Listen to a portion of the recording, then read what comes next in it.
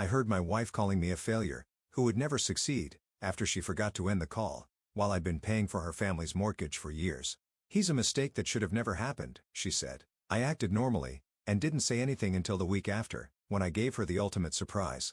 It was supposed to be just another evening. I had spent the last few hours at my desk running through the usual grind: spreadsheets, emails, financial reports. The sound of my laptop and the rhythmic clicking of my keyboard were the only sounds in the house. Sophia was out with her mother again. She hadn't mentioned when she'd be back, but that wasn't unusual. Lately, she had been coming home later and later, always with an excuse. We were just shopping. Mom needed my help with something. I lost track of time. I had stopped asking questions. I glanced at my phone as it buzzed against the desk. Incoming call, Sophia. That was strange. She almost never called me. If she needed something, she'd send a quick text. A call meant something urgent, something important. I answered immediately. Hey, babe. Silence. At first, I thought it was a bad connection. I pulled the phone away, checked the signal, full bars. Sophia? I tried again. Then I heard it. Not her voice directly, but a muffled rustling sound, followed by the scrape of a chair against the floor, and then laughter. I recognized the second voice instantly. Her mother, Caroline.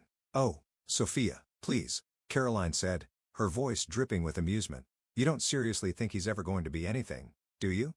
Mom, Sophia sighed, but there was no protest in her voice. If anything, she sounded exasperated. I'm just saying, Caroline continued. He's a joke. He's been working himself to death for what? He's still the same pathetic, boring man you married. My grip on the phone tightened. My heartbeat slowed. My body freezing in place. I know, Sophia said, and this time she laughed. She laughed. Nathan tries so hard to act like he's this great provider, but he's just a failure. He's never going to be successful. I don't even know why he bothers. My mouth went dry. You married beneath you, Caroline added. He was a mistake from the beginning, and you've been carrying him ever since. Sophia didn't argue. She didn't defend me. Instead, she sighed. Yeah, I know. I felt like the air had been sucked out of the room. He'll never be anything more than what he is now. Sophia continued, her voice sharp with certainty. And honestly, I regret it. Sometimes I wish I never married him. Silence. The kind that stretches long, thick, suffocating. I could hear the faint clinking of silverware, the distant murmur of restaurant noise, but the only thing that mattered was the sound of her voice. She hadn't meant to call me. That much was obvious. Somehow, by accident or carelessness, her phone had dialed my number and left the line open. She had no idea I was listening, and yet I couldn't move. I couldn't breathe. The words echoed in my head, looping over and over, burning into my skull. A failure? A joke? A mistake that should have never happened. The call ended abruptly. Just like that, she was gone. But I was still here, sitting in the same chair, in the same house, in the same life I had built for her. The life that apparently she despised. I stared at my phone at the darkened screen as the weight of everything settled over me. For years, I had convinced myself that I was doing all of this for us. That the long hours, the endless work, the stress, it was worth it because I was building something for our future. I had sacrificed everything for Sophia. And this whole time behind my back, she had been mocking me. I thought about every late night I had spent grinding, making sure the bills were paid, making sure she never had to worry about money. I thought about how I had taken on extra work, how I had put aside my own wants and needs to make sure she had everything she wanted.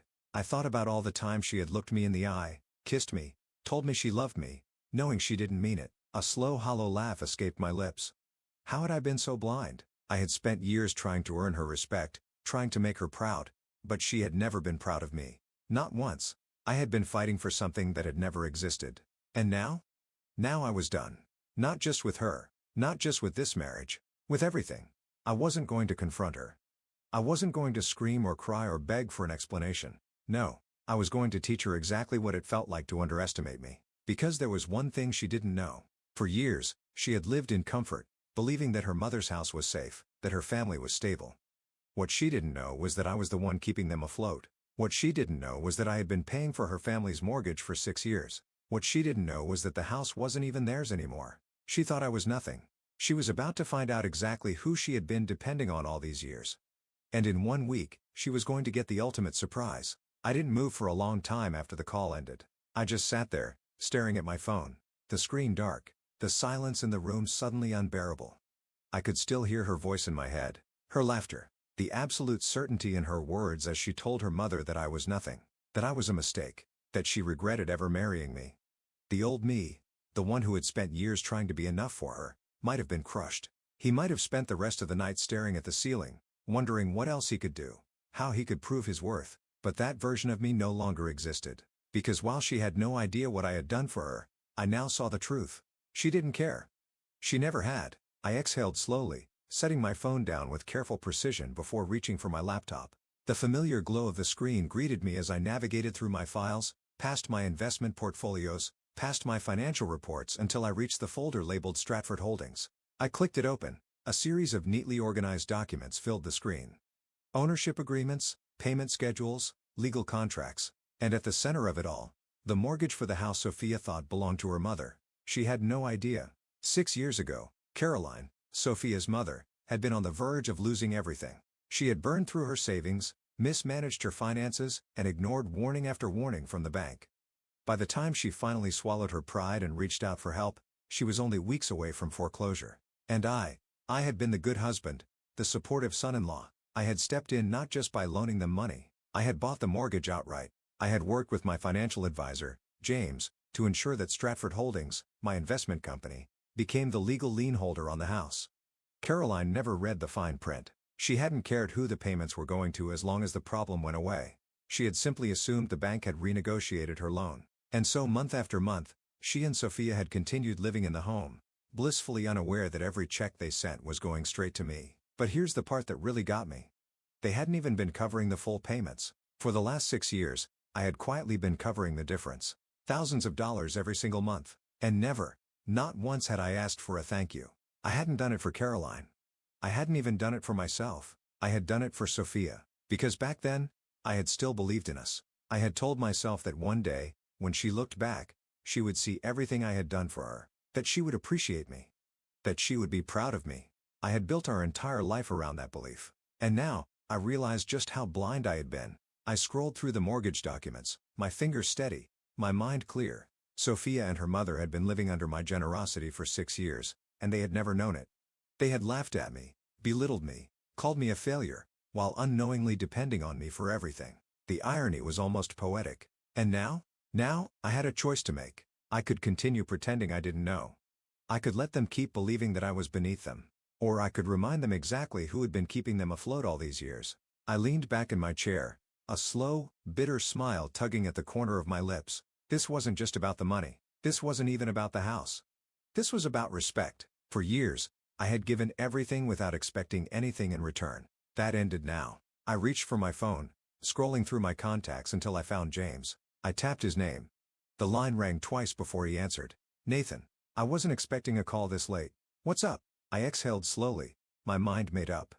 James, I need you to check something for me. Sure. What do you need? Pull up the latest mortgage payment for Stratford Holdings. I need to know if Caroline's check cleared this month. There was a brief pause, then the sound of clicking keys. Give me a second. Got it. Looks like the check was sent, but the funds haven't processed yet. If it bounces, they'll officially be in default. I nodded to myself. The piece is falling into place. And if they default, then Stratford Holdings can legally assume full ownership. They'll no longer be homeowners, Nathan. They'll be renters, month-to-month tenants. And if they miss rent, you can evict them immediately. I tapped my fingers against the desk, considering. James hesitated before adding, you never wanted to activate that clause before. What's changed? What's changed? Everything. I had spent years chasing validation from people who would never respect me. I had given freely, expecting nothing in return, believing that my hard work would eventually earn me a place in their eyes. I had sacrificed my own needs, my own pride, my own dignity, and for what? So they could laugh at me? So they could call me a failure while living under my roof? No, not anymore. I had worked too hard. I had given too much. Now, it was time for them to learn who they had been underestimating all these years. James, I said, my voice calm steady. Let me know the moment the check bounces. He didn't question me. Will do. I hung up. The decision was made. I wasn't going to warn them. I wasn't going to argue. I wasn't going to fight for their approval anymore. No. I was going to let them wake up one morning to the cold, hard reality. They thought I was a failure? Let's see how they felt when the man they had mocked for years was the one holding their entire future in his hands. I closed my laptop, pushed my chair back, and stood up. For the first time in a long time, I felt lighter. Because I had finally realized the truth. I didn't need them. They needed me. And soon, they were going to learn just how wrong they had been. I don't remember how long I stood there after ending the call with James. The weight of everything settled over me. Heavy but not crushing. Not anymore. It was strange how quickly clarity could set in. How a single moment, a single truth could change everything. For years, I had lived in ignorance. Not because I had been deceived but because I had deceived myself. I had spent so much time believing that if I worked harder, pushed further, proved myself, then one day, Sophia would look at me with pride instead of disappointment. That day would never come. And now, I didn't want it to because I finally saw what had been right in front of me all along. I was never the problem. I had spent years thinking I needed to do more, but it wouldn't have mattered. Sophia and her mother had never respected me, and they never would. Not because I hadn't worked hard enough, not because I wasn't successful enough, but because they had decided a long time ago that I was beneath them. And I had been too blinded by my own determination to see it. But now I saw everything. I sat back down at my desk, opening my laptop again, scrolling through the files under Stratford Holdings. This wasn't about revenge. This wasn't about getting even. This was about control. Because for too long, I had let them believe they had control over me. That was about to change. I leaned back in my chair, tapping my fingers against the desk. The pieces of the puzzle were falling into place, and for the first time in years, I was seeing the whole picture. Sophia believed she had trapped me. She thought I was weak. She thought I was so desperate to be loved that I would never walk away no matter what she said behind my back. That's what made this so much better. Because when the time came, when she realized the truth, she wouldn't just be surprised. She would be helpless. She would have nowhere to turn. And that, more than anything, would be my final gift to her. I glanced at the clock, almost midnight. Sophia still wasn't home. I wasn't surprised. Maybe she was still with her mother, laughing at me over glasses of wine, completely unaware that her entire world was about to change. I thought about texting her, a simple, innocuous message. "Hey, babe. Hope you're having fun. Let me know when you're on your way home." Something I had sent 100 times before. Something she would never think twice about. Because she still believed I was the same man she had always known. She had no idea that I was already making my next move. I smirked, shaking my head. Let her enjoy the moment. Let her believe nothing had changed. Because in a few days, she was going to wake up to a very different reality.